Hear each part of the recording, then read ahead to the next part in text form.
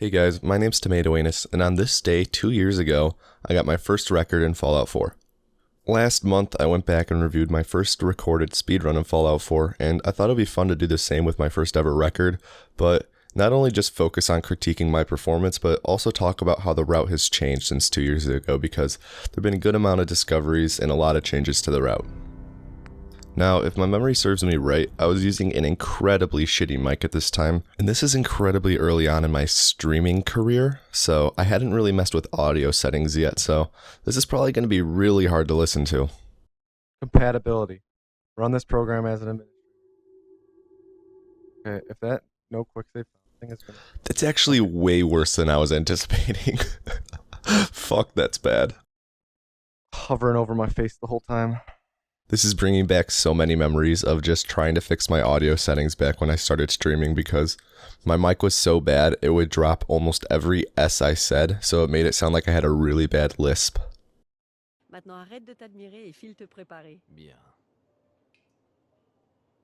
Of course I picked that preset, it's like the douchiest one.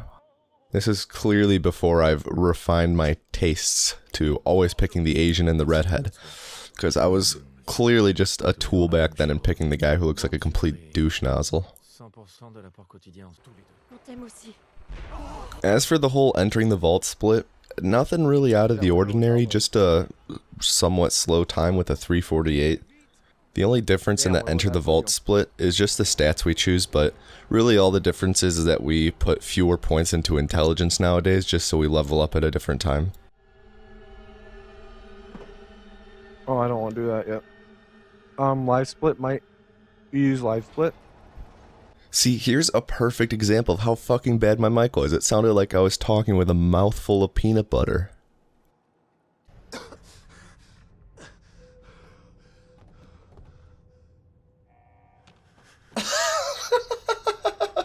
That's so fucking bad. Jesus Christ. Oh my god. Oh god, and now I can't even get this clip. This is just sad. How is this a record? This would be an instant reset nowadays. Instant reset. Now, if you're familiar with Fallout 4 speedrunning nowadays, you'll notice that we didn't pick up a security baton, and we're also not setting up a punch warp here by targeting the rad roaches in vats. That's because punch warping wasn't discovered at this point and wouldn't be for another 4 or 5 months. A 926 leave the vault is absolutely horrendous by today's standards. Nowadays, we do more in the vault split with setting up our punch warp and everything, and even then, we aim to get out of the vault around 30 seconds before what we have right now, so just think about that. We do more in the vault nowadays, and we get out faster, way faster than I did in this split.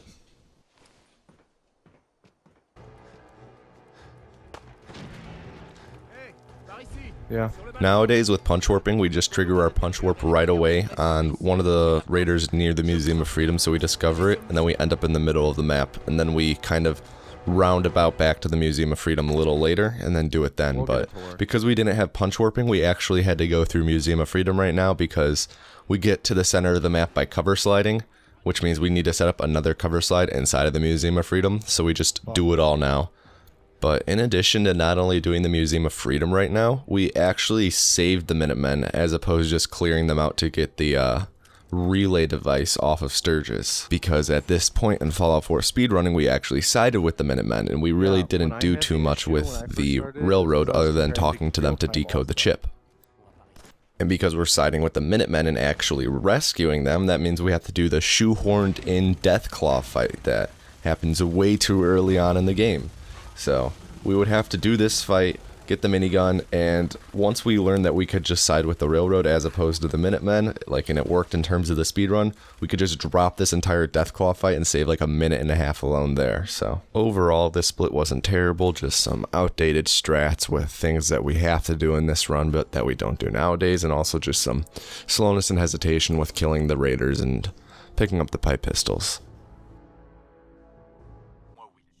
Nowadays, when we get to the center of the map by Green Tech Genetics, we use punch warping, which, if you don't know, pretty much teleports us to a set location based on coordinates where we set it up. And it's really consistent. It spawns us right next to Green Tech Genetics, and we don't need our power armor. But back in the day, before we knew what punch warping was, we had a cover slide there, which, if you don't know what that is, it's pretty much slingshotting us across the map.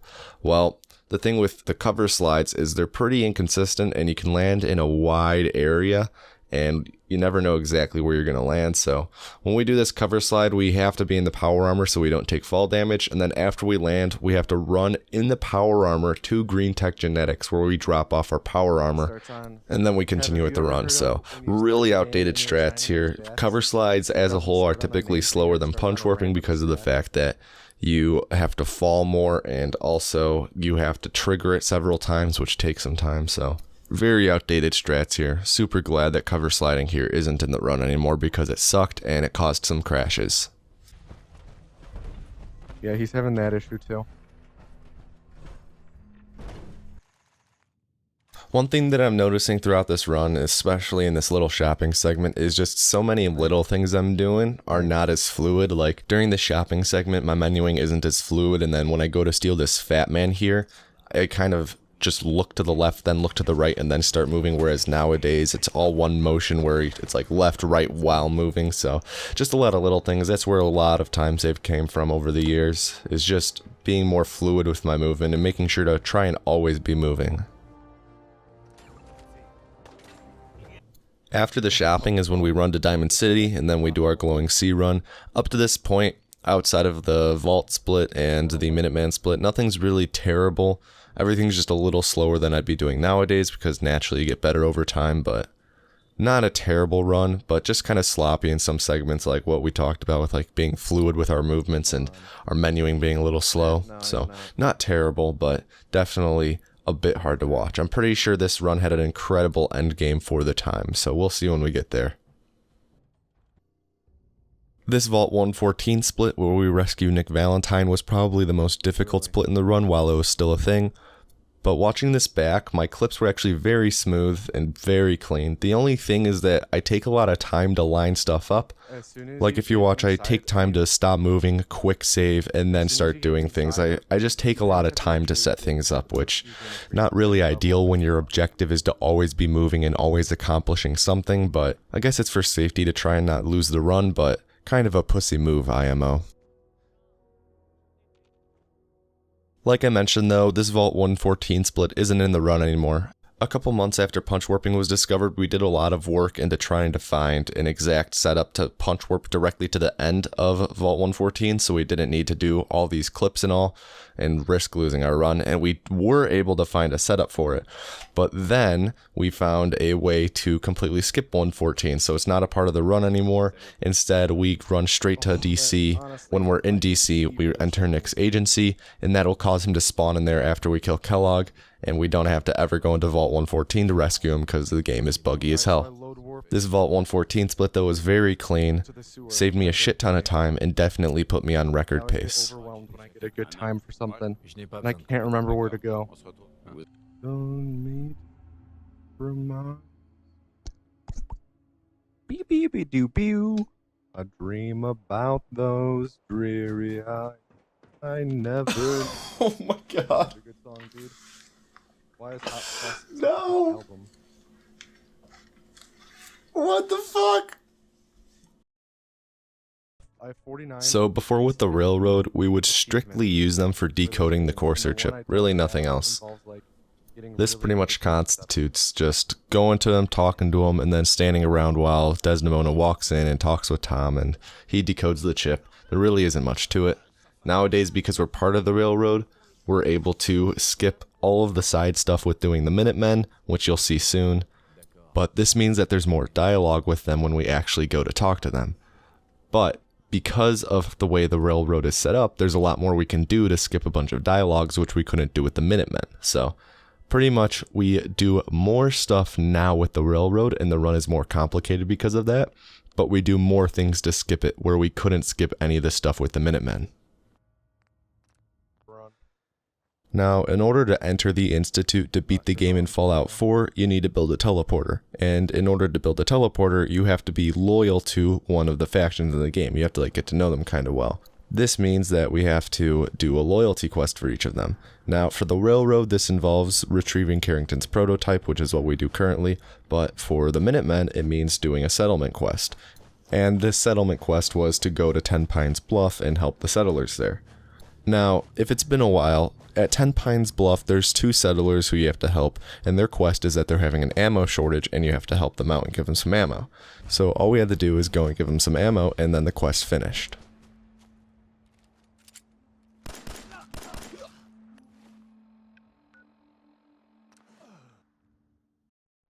Don't be sitting in the house somewhere. Christ, my mic didn't pick up one S in that entire sentence.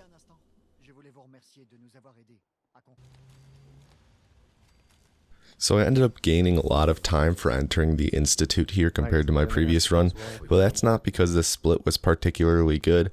It was about average, but my PB that I was comparing against had really bad luck with there being bloat flies close enough to Preston Garvey and the other Minutemen so that they aggroed onto them, and I lost a shit ton of time. So it was kind of luck that I didn't get hit with bloat flies this time, but overall, just an okay split. What the fuck is this music? I've never heard this music before. That was weird. It's like a harp.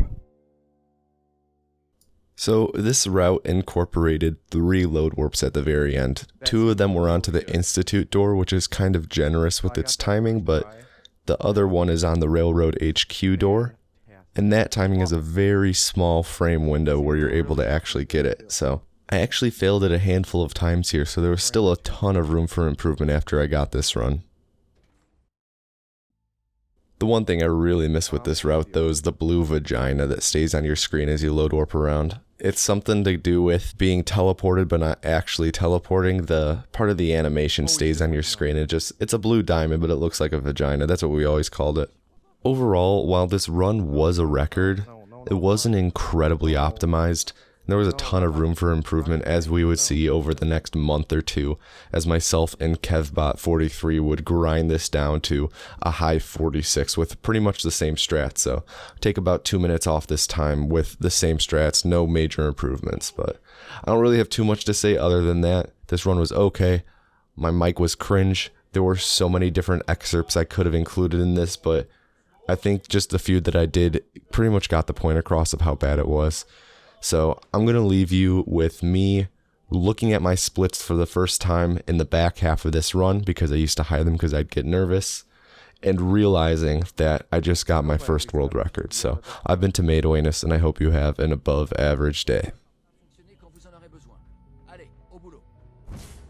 If I got a PB, I would be super fucking happy. But I feel like that last load warp. No! Fucking no! Oh my god, dude! That's fucking it, I did it! I fucking did it, dude! Jesus Christ! GG. Holy shit.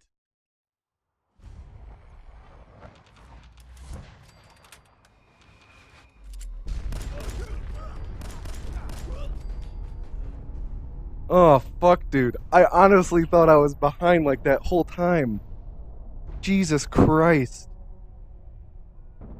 Holy fucking shit, dude. Well, Kev, now you gotta go start running again. We gotta go back and forth with this shit.